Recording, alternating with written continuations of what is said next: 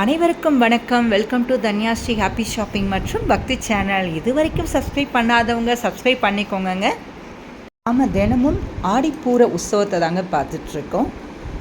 மிகவும் சிறப்பாக அழகாக நடைபெற்று கொண்டிருக்கிற உற்சவம். எல்லாரும் வாழ்க்கையில் ஒரு தடவையாவது ஸ்ரீவில்லிபுத்தூர் வந்து ஆடிப்பூர உற்சவத்தை அனுபவிச்சே ஆகணுங்க. ஏன்னா அப்பேற்பட்ட உற்சவம் ஆடிப்பூர உற்சவம்.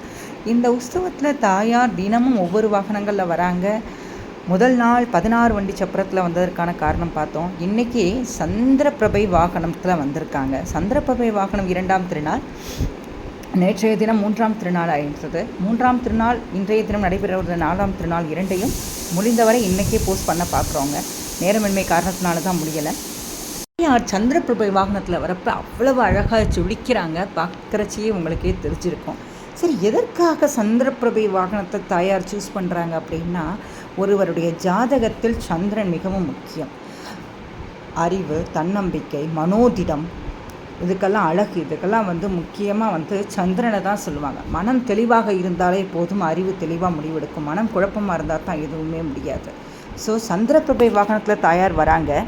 பக்தர்களுக்கெல்லாம் வேண்டியதை கேட்கறதுக்கு முன்னாடியே கொடுக்கக்கூடிய கருணாமூர்த்தியாக கற்பக விருட்சமாக இருக்கக்கூடிய தாயார் சந்திரபிரபை வாகனத்தில் வரப்போ கண்கொள்ளா காட்சியாக இருக்கும்.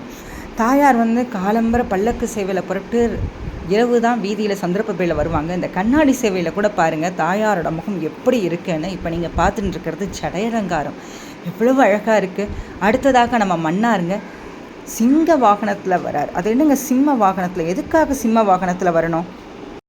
தாயார் திருப்பாவையில் சொன்னாங்க இல்லையா, சீரிய சிங்காசனத்தில் அமர்ந்து யாமந்த காரிய மாராய்ந்து அருளேலோ ரெம்பாவாய்னு. ஆமாங்க, நாங்கள் எதற்கு வந்தோங்கிறத நாங்கள் சொல்கிறதுக்கு முன்னாடியே தெரிஞ்சுட்டு எங்களுக்கு நீ வரங்களை தர வேண்டும்.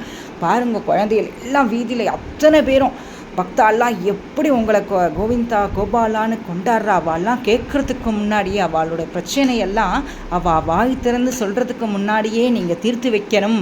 எப்படி சிங்கம் தன்னை தொந்தரவு பண்ணால், தூங்கிட்டு இருக்கிற சிங்கத்தை தொந்தரவு பண்ணால் அது எப்படி கர்ஜித்து எழுந்திருக்குமோ அந்த மாதிரியான ஒரு வேகத்தில் நீங்கள் பக்தர்களுக்கு அருள் புரியணும்னு சொல்கிறா. தாயார் சொன்னதுக்கப்புறம் பெருமாள் கேட்காம இருப்பாராங்க. இதோ அழகான சிம்ம வாகனத்தில் ராஜா ரெங்கமன்னார் வரப்போ பார்த்துட்டுருக்கீங்க. டெய்லி தொடர்ந்து தாயார் உற்சவங்களை பார்ப்போம். இது வரைக்கும் சப்ஸ்கிரைப் பண்ணாதவங்க சப்ஸ்கிரைப் பண்ணிக்கோங்க. ஸ்ரீவில்லிபுத்தூர் வர முடியலையேன்னு ஏற்கப்பட வேண்டாம். இருந்த இடத்துலையே தாயார் அனுபவிச்சுக்கோங்க. தாயார் கண்டிப்பாக எல்லாருக்கும் எல்லா வளங்களும் கண்டிப்பாக கொடுக்கக்கூடிய தாயார் அவ. தொடர்ந்து ஆடிப்பூரம் பார்ப்போங்க. ஆடிப்பூரம் உற்சவங்கள் எல்லாம் பார்ப்போம். தேங்க்யூங்க. ஸ்ரீவில்லிபுத்தூரிலிருந்து ஜெயந்தி சதீஷ், தன்யாஸ்ரீ ஹாப்பி ஷாப்பிங் மற்றும் பக்தி சேனல்.